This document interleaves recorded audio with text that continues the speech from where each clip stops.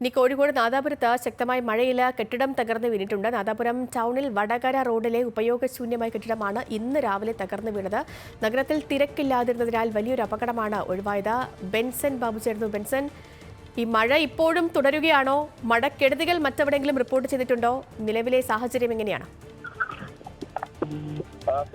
കാര്യമായ മഴക്കെടുതികളൊന്നും തന്നെ ഇപ്പോൾ ഈ വടക്കൻ കേരളത്തിൽ ഇതുവരെയും രേഖപ്പെടുത്തിയിട്ടില്ല. നിലവിൽ ഇപ്പോൾ ഈ സൂചിപ്പിച്ചതുപോലെ കോഴിക്കോട് നാദാപുരത്താണ് ശക്തമായ കാറ്റിൽ കെട്ടിടം തകർന്നു വീണിട്ടുള്ളത്. നാദാപുരം ടൗണിൽ തന്നെ വടകര റോഡിലുള്ള ഒരു കെട്ടിടമാണ്. ഉപയോഗശൂന്യമായി ഏറെക്കാലമായി പൂട്ടിക്കിടക്കുന്ന ഒരു കെട്ടിടമായിരുന്നു. അപ്പോൾ ഇത് ആണ് ഈ ശക്തമായ കാറ്റിൽ രാവിലെ ഒരു 9 മണിയോടുകൂടി തകർന്നു വീണത്.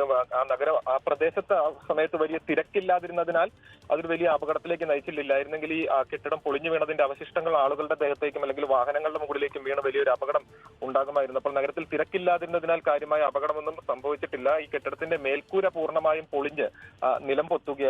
നിലവിൽ മറ്റെവിടെയും വടക്കൻ കേരളത്തിൽ അതുപോലെ തന്നെ കോഴിക്കോട് മറ്റെവിടെയും കാര്യമായ നാശനഷ്ടങ്ങളൊന്നും രേഖപ്പെടുത്തിയിട്ടില്ലെങ്കിലും ഇന്നലെ ഉച്ചയ്ക്ക് മുതൽ ആരംഭിച്ച മഴ ഇപ്പോഴും തുടരുന്നുണ്ട്. ചാറ്റൽ മഴയായും ഇടയ്ക്ക് ശക്തി കൂടിയ രീതിയിലും മഴ പെയ്യുന്നുണ്ട്. കാര്യമായ നാശനഷ്ടങ്ങൾ ഇതുവരെയും മറ്റൊരു തരത്തിലും രേഖപ്പെടുത്തിയിട്ടില്ല. ശരി ബെൻസൺ, ഈ പറഞ്ഞതുപോലെ ചെറിയൊരു മഴ പെയ്യുമ്പോൾ തന്നെ വലിയ മഴക്കെടുതികളൊക്കെ ഉണ്ടാകുന്ന സ്ഥലമാണ് കോഴിക്കോടും കണ്ണൂരും ഒക്കെ. ഇപ്പോൾ നാദാപുരത്ത് ശക്തമായ മഴയിൽ ഒരു കെട്ടിടം തകർന്നു വീണ വാർത്തയുടെ വിശദാംശങ്ങളാണ് ബെൻസൺ ബാബു നൽകിയത്.